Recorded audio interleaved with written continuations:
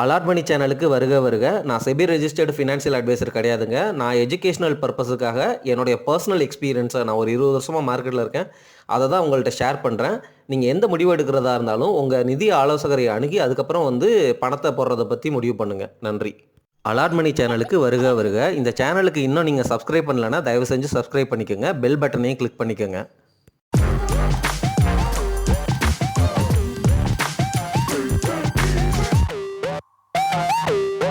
அனைவருக்கும் வணக்கம். இந்த வீடியோ பதிவில் எனக்கு தெரிஞ்ச சில முக்கியமான விஷயங்களை உங்ககிட்ட ஷேர் பண்ணுறேங்க. மொதல் விஷயம், Zydus wellness stock split announce பண்ணியிருக்கிறாங்க. ஒரு ஷேர் வச்சுருந்தீங்கன்னா அது 5ஆக மாறிடும். ஒரு ஷேருக்கு 5 ஷேர் 1:5 அப்படிங்கிற ஸ்டாக்கு ஸ்ப்ளிட் ரேஷியோவில் உங்களுக்கு ஸ்டாக் ஸ்ப்ளிட் செய்து தரப்படும். அதாவது ஃபேஸ் வேல்யூ 10 ரூபா அப்படிங்கிறது 2 ரூபாயாக மாறும். அதனால் உங்ககிட்ட ஒரு ஷேர் இருந்தால் அது 5 ஷேராக மாறிடும். இது போனஸ் ஷேர் கிடையாது, ஸ்டாக்கு ஸ்ப்ளிட்டு. அதே சமயம் 6 ரூபாய் டிவிடெண்ட்டும் அனௌன்ஸ் பண்ணியிருக்கிறாங்க. ஜைடஸ் வெல்னஸ் நான் ரொம்ப நாளாக வச்சுருக்கிற ஒரு எஃப்எம்சிஜி ஸ்டாக்குங்க. காம்ப்ளான், நைசில் இந்த மாதிரி பாப்புலரான பிராண்டை வச்சுருக்கிற ஷேரு. இந்த ஷேரை நான் முன்னாடியே ஹோல்டு பண்ணியிருக்கேன் அப்படிங்கிறத உங்ககிட்டையும் சொல்லியிருக்கிறேன். பட் இருந்தாலும் நான் ஒரு தடவை ரிவீல் பண்ணிக்கிறேன். இந்த ஸ்டாக்கினுடைய விலையின் காரணமாக ரீட்டைல் பார்ட்டிசிபேஷன் பெருசாக இல்லை அப்படிங்கிற கவலை எனக்கு இருந்துச்சு. இந்த ஸ்ப்ளிட் மூலமாக ஓரளவு ரீட்டைல் பார்ட்டிசிபேஷன் வரும் அப்படின்னு நானும் எதிர்பார்க்குறேன். சரிங்களா? இதுதான் ஜைடஸ் வெல்னஸ் பற்றிய நியூஸு. நம்ம தொடர்ந்து ரிஸ்கி பெட் ஸ்ட்ராட்டஜி அப்படிங்கிறத பற்றி பேசிகிட்டே வர்றோம். அதாவது நம்மளுடைய போர்ட்ஃபோலியோவை நல்லா ஸ்ட்ராங்காக கோர் டிஃபென்சிவ் ஸ்ட்ராட்டஜியில் பில்டு பண்ணணும். நல்ல நல்ல பங்குகளாக வாங்கி வச்சுட்டு அதிலேருந்து வர்ற லாபத்தை ரிஸ்கி பெட் ஸ்ட்ராட்டஜியில் கொஞ்சம் கொஞ்சம் போர்ஷன் நம்ம எடுக்கலாம் அப்படின்னு நம்ம தொடர்ந்து பேசிகிட்டே இருக்கிறோம். அந்த வீடியோஸ்லாம் நீங்கள் பார்க்கலன்னா தயவு செஞ்சு பழைய வீடியோஸை போய் பாருங்கள். நம்மளுடைய கான்டெக்ஸ்ட்டு, நம்ம சேனலினுடைய நோக்கம் அது எல்லாமே உங்களுக்கு புரியும். இந்த வீடியோ பதிவில் நான் என்ன சொல்ல போகிறேன் அப்படின்னா, அந்த ரிஸ்கி பெட் ஸ்ட்ராட்டஜியை நீங்கள் அட்வான்ஸ்டு முதலீட்டாளராக மாறிட்டீங்க அப்படின்னு வச்சுக்கோங்களேன். உலகம் ஃபுல்லாக என்ன நடக்குது அப்படிங்கிறத தெரிஞ்சுக்கோங்க. உதாரணமாக, கோல்டினுடைய விலை ஏறுது அப்படின்னா அது சவுத் ஆஃப்ரிக்கா அப்படிங்கிற கண்ட்ரிக்கு நல்லது. அப்போ சவுத் ஆஃப்ரிக்கன் ஸ்டாக் மார்க்கெட்டில் இன்வெஸ்ட் பண்ண முடியுமா? ஆனால் சவுத் ஆஃப்ரிக்கன் ஸ்டாக் மார்க்கெட்டில் நான் இன்வெஸ்ட் பண்ணுறேன் அப்படின்னு சொல்லிட்டு அந்த கண்ட்ரியோடைய நேச்சர், அந்த கண்ட்ரியினுடைய கவர்மெண்ட்டு, அந்த கண்ட்ரியினுடைய பாலிசி, அந்த கண்ட்ரியினுடைய ஜிடிபி, அது எந்த மாதிரி இன்ஃப்ளேஷன், என்ன மாதிரி இந்த மாதிரி அவங்களுடைய ஜியாகிராஃபிக்கல் கல்ச்சர் ப்ளஸ் கவர்மெண்ட்டோடைய பாலிட்டிக்ஸு இதெல்லாம் புரியாமல் போய் அந்த நாட்டில் முதலீடு பண்ணிடாதீங்க. இது ரிஸ்கி பெட் ஸ்ட்ராட்டஜி. நான் சொல்ல வர்ற விஷயம் என்ன அப்படின்னா, உங்களுடைய நாலேஜையும் அறிவையும், நாலேஜ்னாலும் அறிவுனாலும் ஒன்று தானப்பா அப்படின்னு நீங்கள் கேட்குறது எனக்கு புரியுது. பட் இருந்தாலும் நான் என்ன சொல்ல வரேன் அப்படின்னா, உங்களுடைய ஸ்கோப்பை ப்ராடராக இன்க்ரீஸ் பண்ணிக்கங்க அப்படின்னு சொல்ல வரேன். கோல்டு விலை ஏறிச்சுன்னா அந்த கண்ட்ரிக்கு நல்லது. ஆப்வியஸாக அந்த கண்ட்ரியோடைய எக்கானமி நல்லா பண்ணும். அதனால் அவங்களுடைய ஸ்டாக் மார்க்கெட் ஏற வாய்ப்பு இருக்குது. அப்போ நம்மளுடைய போர்ஷனில் கொஞ்சம் ரிஸ்கி பெட் ஸ்ட்ராட்டஜியாக அந்த கண்ட்ரியில் முதலீடு பண்ணலாமா அப்படின்னு நீங்கள் கேட்கணும். ரெண்டாவது பாயிண்ட் என்னென்னா, இதே விஷயத்தில் ரெண்டாவது பாயிண்ட் என்ன அப்படின்னா, இந்தியன் ஸ்டாக் மார்க்கெட்டுக்கு க்ரூட் ஆயில் ப்ரைஸ் குறைஞ்சிச்சு அப்படின்னா நம்ம எக்கானமி நல்லா பண்ணும் தானே. ஸோ அதே மாதிரி நீங்கள் புரிந்து கொள்ளணும் ஒவ்வொரு கண்ட்ரியினுடைய ஸ்டாக் மார்க்கெட்டை பற்றியும். இப்போ பிரேசில்லையும் நீங்கள் முதலீடு பண்ணலாம். ஆனால் அவங்க நாடு கிட்டத்தட்ட ஒரு மாதிரி கம்யூனிசம் கொண்ட நாடு. அந்த நாட்டில் பாலிசிஸ்லாம் கொஞ்சம் டிரான்ஸ்பரண்ட்டாக இருக்காது. அதில் இன்வெஸ்ட் பண்ணுறது வேஸ்ட்டு அப்படிங்கிற மாதிரி ஃபினான்ஷியல் எக்ஸ்பர்ட்ஸ் சொன்னாங்க. பட் இருந்தாலும் இந்த விஷயங்கள்லாம் நீங்கள் புரிஞ்சு கொள்ளணும், எந்த கண்ட்ரியில் எப்போ இன்வெஸ்ட் பண்ணணும் அப்படிங்கிறது. இப்போ காப்பர் ப்ரைஸ் அதிகமாக வாய்ப்பு இருக்குது அப்படிங்கிற மாதிரி எக்ஸ்பர்ட் சொல்கிறாங்க. அப்போ காப்பர் ப்ரைஸ் அதிகமாச்சுன்னா என்ன கண்ட்ரி நல்லா பெனிஃபிட் அடையும்? சிலி பெனிஃபிட் அடையுமா? இந்த மாதிரி விஷயங்களையும் நீங்கள் தொடர்ந்து உலக அளவில் மானிட்டர் பண்ணணும்.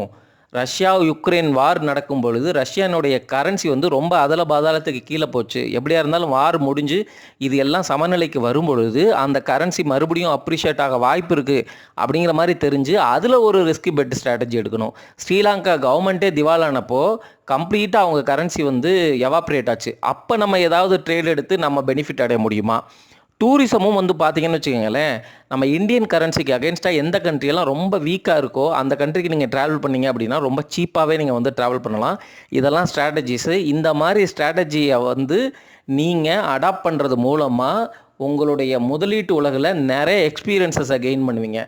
அகைன் சொல்கிறேன், இந்த ரிஸ்கி பெட் ஸ்ட்ராட்டஜியில் உங்களுடைய ஃபியர் ஆஃப் மிஸ்ஸிங் அவுட்டு, ஆசை, டெம்டேஷன் இதெல்லாம் கொண்டு போனீங்க அப்படின்னா கண்டிப்பாக உங்களுக்கு மிகப்பெரிய நஷ்டம் வரும். நான் சொல்கிறது அட்வான்ஸ்டு முதலீட்டாளருக்கான ரிஸ்க் பெட் ஸ்ட்ராட்டஜி. ஸோ நிதானமாக, பொறுமையாக, நல்ல புரிதலோடு பண்ணுங்கள். அதுக்கு கிரவுண்ட் ஒர்க் ரொம்ப ரொம்ப அவசியம். இன்கம் டேக்ஸ் ஃபைலிங் இந்த வருஷம் 31 ஜூலைக்குள்ளே பண்ணணும் அப்படின்னு நான் நினைக்கிறேங்க. தயவு செஞ்சு டேட்டை வந்து கிராஸ் செக் பண்ணிவிட்டு இன்கம் டேக்ஸ் ஃபைலிங்கை வந்து பண்ணிவிடுங்க. இந்த வருஷத்துல இருந்து உங்களுக்கு அந்த 12 lakhs வரைக்கும் டேக்ஸ் ஃப்ரீ அப்படிங்கிற கான்செப்ட் வந்து அப்ளை ஆகுது. நீங்கள் ஃபைல் பண்ணணும். 4 லட்சத்துக்கு மேலே சம்பளம் இருந்தாலே வந்து ஃபைல் பண்ணணும். 4 லட்சத்துக்கு உள்ளே இருக்கிறவங்களும் ஃபைல் பண்ணுறது அவங்களுக்கு நல்லது தான். ஸோ 12 lakhs வரைக்கும் உங்களுக்கு டேக்ஸ் ஃப்ரீ அப்படின்னு நினச்சிட்டு இருக்கிறீங்களே, உங்களுக்கான போனஸ் டிப் இது தான். 19,50,000 வரைக்கும் கிட்டத்தட்ட 20 லட்சம் வரைக்கும் உங்களுடைய சம்பளம் இருந்தாலும் உங்களால் 0 டேக்ஸ் மட்டுமே கட்டி உங்களுடைய மொத்த சம்பளத்தையும் சேவ் பண்ண முடியும். அதுக்கு நீங்கள் நியூ டேக்ஸ் ரெஜிமில் என்னென்ன பெனிஃபிட்லாம் இருக்குது அப்படிங்கிறத போய் தேடி பாருங்கள். உங்களுக்கு என்பிஎஸ் அப்படின்னு சொல்கிற அந்த கான்ட்ரிபியூஷன் உங்களுடைய பேசிக்கில் 14% வரைக்கும் நீங்கள் கான்ட்ரிபியூட் பண்ணிக்கலாம். ஓல்டு ரெஜிமில் இருந்தீங்க அப்படின்னா அது வெறும் 10% தான். 14% அப்படிங்கிறத நீங்கள் இம்மிடியேட்டாக உங்கள் எம்ப்ளாயர்கிட்ட சொல்லி பிடிக்க சொல்லிடுங்க. அதனால் உங்களுடைய 14% ஆஃப் த பேசிக் சேலரி டைரெக்டாக என்பிஎஸ் டியர் 1க்குள்ளே போகும். இம்மிடியேட்டாக நீங்கள் வந்து டேக்ஸை சேவ் பண்ணுறீங்க. அந்த என்பிஎஸ் டியர் 1லையும் நீங்கள் வந்து equity, government securities, corporate bond இப்படின்னு 3 ஆப்ஷன் இருக்குது. நீங்கள் உங்களுக்கு பிடிச்ச மாதிரி ரிஸ்க்கு எடுக்கணும் அப்படின்னா ஸ்டாக் மார்க்கெட்லேயே நீங்கள் வந்து அதிக அலோகேஷன் கொடுக்கலாம், அல்லது ஆட்டோ அலோகேஷன் மோட் போட்டுக்கலாம். இல்லை எனக்கு ரிஸ்க் எடுக்க வேணாம் அப்படின்னா வந்து கவர்மெண்ட் செக்யூரிட்டிஸில் ஃபுல்லாக போட்டுக்கலாம், அல்லது கவர்மெண்ட் செக்யூரிட்டிஸ், கார்ப்பரேட் பாண்டு இந்த மாதிரி பிரித்து போட்டுக்கலாம். உங்களுக்கு பிடிச்ச மாதிரி நீங்கள் வந்து அந்த முதலீட்டு முறைகளை வந்து என்பிஎஸ் டியர் 1ல் நீங்களே வந்து போர்ட்டலில் செலக்ட் பண்ணி ஒரு வருஷத்துக்கு 2 தடவை வந்து இதை மாற்றிக்கலாம் அப்படின்னு நான் நினைக்கிறேங்க. ஸ்விட்ச் பண்ணிக்கலாம் அப்படின்னு நினைக்கிறேன். அந்த ஆப்ஷன் மூலமாக நீங்கள் வந்து பண்ணிக்கங்க. உங்களுக்கு இது பெனிஃபிஷியலாக லாங் டேர்மில் ரிட்டையர்மெண்ட் கோலுக்கு தயவு செஞ்சு இது பண்ணுங்கள் அப்படிங்கிறது என்னுடைய பர்சனல் விருப்பம். உங்களுக்கு டேக்ஸ் சேவிங்கு ப்ளஸ் வந்து உங்களுடைய காசு வந்து என்பிஎஸ் டியர் 1ல் ஈக்விட்டிலே நீங்கள் வந்து தொடர்ந்து சிப் பண்ணுற மாதிரியும் வந்து அது நடக்கும். ஆனால் 60% வந்து அமௌண்ட்டு தான் உங்களால் இதிலேருந்து பல்காக விட்ரா பண்ண முடியும். எப்போ உங்களுடைய 60 வயசில் மிச்சம் இருக்கிற 40% நீங்கள் ஆனுவிட்டி பிளான் அப்படின்னு சொல்லிட்டு எல்ஐசி இந்த மாதிரி கம்பெனிகள்கிட்ட மிச்சம் இருக்கிற 40%க்கு ஆனுவிட்டி வாங்கி அவங்க ஒரு 6-7%ல் மாதம் மாதம் உங்களுக்கு பென்ஷன் மாதிரி தருவாங்க. அதுதான் கான்செப்ட்டு. கண்டிப்பாக என்ன கேட்டால் எல்லாமே வந்து 15% ரிட்டர்ன் எடுக்கணும் அப்படின்னு யோசிக்கிறது என்னை பொறுத்த வரைக்கும் நான் பர்சனலாக விரும்ப மாட்டேன். அதனால் என்பிஎஸ் டியர் 1 நான் வந்து பர்சனலாக வந்து விரும்பி தான் அப்ளை பண்ணுவேன் அப்படிங்கிறத உங்ககிட்ட சொல்லிட்டேன். ஸோ நியூ டேக்ஸ் ரெஜிமில் இருந்தாலும் இந்த மாதிரி 20 லட்சம் வரைக்கும் சேவ் பண்ணுறதுக்கு நிறைய ஆப்ஷன்ஸ் இருக்குது. ஹவுசிங் லோன் வந்து 2,60,000 வரைக்கும் வந்து உங்களால் ரெண்ட் அவுட்டில் வந்து அப்ளை பண்ணி உங்களால் எக்ஸம்ஷன் வாங்க முடியுமா, இது சரிதானா அப்படிங்கிறத செக் பண்ணுங்கள்.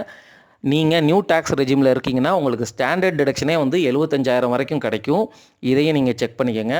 ஸோ இந்த மாதிரி எந்தெந்த எக்ஸம்ஷன் அதெல்லாம் வந்து நியூ டேக்ஸ் ரெஜிமில் எலிஜிபிளாக இருக்குது அப்படிங்கிறத பார்த்து அதுக்கு ஏற்ற மாதிரி உங்களுடைய டேக்ஸை பிளான் பண்ணுவது மூலமாக நீங்கள் 20 லட்சம் வரைக்கும் கூட 19 லட்சத்தி சம்திங்க 19 லட்சம் டு 20 லட்சம் அந்த கேப் வரைக்கும் உங்களால் 0 டேக்ஸ் கட்டியே வந்து வாழ முடியும்.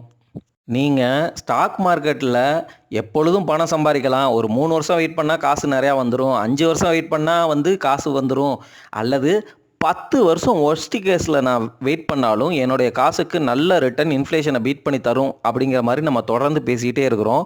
ஆனால் இது நடக்காமல் இருக்கிறதுக்கும் வாய்ப்பு இருக்குது அப்படிங்கிறதுக்கு உதாரணங்கள் தான் அமெரிக்க பங்குச்சந்தைகளும் ஜப்பான் பங்குச்சந்தையும். அமெரிக்க பங்குச்சந்தையெல்லாம் வந்து அவங்களுடைய கிரேட் டெப்ரெஷனுக்கு அப்புறம் பல வருடங்கள்னால் டிகேடு, ஒரு டெக்கேடுங்கிறது 10 வருஷம், இந்த மாதிரி 10 வருஷம் 20 வருஷம் 30 வருஷம்லாம் வந்து படுத்து கிடக்கிறதுக்கு வாய்ப்புகள் அதிகம். அது நடந்திருக்கு. ஜப்பான்லேயும் வந்து பார்த்திங்கன்னா ரொம்ப வருஷமாக வந்து படுத்தே கிடந்தது ஜப்பான் ஸ்டாக் மார்க்கெட்டு. இப்போ தான் வந்து இன்ஃப்ளேஷன் வந்து மறுபடியும் அவங்க இன்ட்ரெஸ்ட் ரேட்டை ஏற்ற ஆரம்பிச்சிருக்கிறாங்க. ஜப்பான் மார்க்கெட் இனிமேல் மேலே போகலாம் அப்படிங்கிற ஒரு எதிர்பார்ப்பு இருக்குது. ஸோ நீங்கள் ரிஸ்கி பெட் ஸ்ட்ராட்டஜியில் ஜப்பானில் உள்ள நல்ல ஸ்டாக்ஸை உங்களால் பிடிக்க முடியும் அப்படின்னா வந்து நீங்கள் இப்போ கூட போய் வேல்யூவேஷன் பார்த்துட்டு கன்சிடர் பண்ணலாம். வேல்யூவேஷனை பார்க்குறேன்னு சொல்லிட்டு இந்தியன் ஸ்டாக் மார்க்கெட்டில் 15 பிஇனா வந்து கிரேட் வேல்யூவேஷன், 20 பிஇக்கு கீழே இருந்தாலோ அல்லது 20 பிஇயில் இருந்தாலோ அது ஃபேர் வேல்யூ அப்படின்னு சொல்லிட்டு அங்கே பிடிக்காதீங்க. நம்ம மார்க்கெட் இந்தியன் ஸ்டாக் மார்க்கெட் ஜென்ரலாகவே காஸ்ட்லி. அதே சமயம் வந்து நம்ம மார்க்கெட் வந்து டெவலப்பிங் மார்க்கெட். அதனால தான் யூஎஸில் நடந்த அந்த 10-20 வருஷத்துக்கு ஃப்ளாட்டாக கிடக்கிற நிகழ்வோ இப்போ ஜப்பானில் இருக்கிற 30-40 வருஷத்துக்கான அந்த நிகழ்வோ இந்தியன் மார்க்கெட்டில் இது வரைக்கும் நடக்கலை. ஆனால் இந்தியன் ஸ்டாக் மார்க்கெட்டும் ஒரு 8 வருஷம் பீரியடெல்லாம் வந்து பார்த்திங்கன்னா வந்து 0 ரூபீஸ் ரிட்டர்ன் 0% ரிட்டர்ன்லாம் கொடுத்த வரலாறு இந்தியாவிலே இருக்குது. சரிங்களா? ஸோ ஸ்டாக் மார்க்கெட்டு அப்படிங்கிறது உங்களுக்கு லாங் டேர்மில் வெல்த்தை கிரியேட் பண்ணி கொடுக்கும். உங்கள் தலைமுறையில் வந்து ரிட்டையர் ஆனதுக்கப்புறம் கொடுக்கும், அல்லது அடுத்த தலைமுறைக்கு கொடுக்கும். ஸ்டாக் மார்க்கெட்டை பேஸ் பண்ணி நீங்கள் மாதம் செலவுகள் இப்படி கொடுக்கலாம், 10 வருஷம் கழித்து இப்படி கொடுக்கலாம், 20 வருஷம் கழித்து இப்படி கொடுக்கலாம் அப்படிங்கிற மாதிரி நீங்கள் பிளான் பண்ணுறவராக இருந்தால் பிளான் பண்ணுங்கள். அதில் ஒன்றும் தவறு கிடையாது. ஆனால் அந்த பிளானுக்கு அகென்ஸ்டாக நம்ம மார்க்கெட் வந்து மாறி போகும் பொழுது வேறு என்ன ஆப்ஷன் உங்ககிட்ட இருக்குது உங்களுடைய மந்த்லி செலவுகளை சமாளிக்கிறதுக்கு அப்படிங்கிறதையும் நீங்கள் ஒஸ்ட் கேஸ் சினாரியாவாக யோசித்து வைத்துக்கொள்ளுங்கள் என்று சொல்லி இந்த வீடியோ பதிவை இத்தோடு முடிக்கிறேன். நன்றி, வணக்கம்.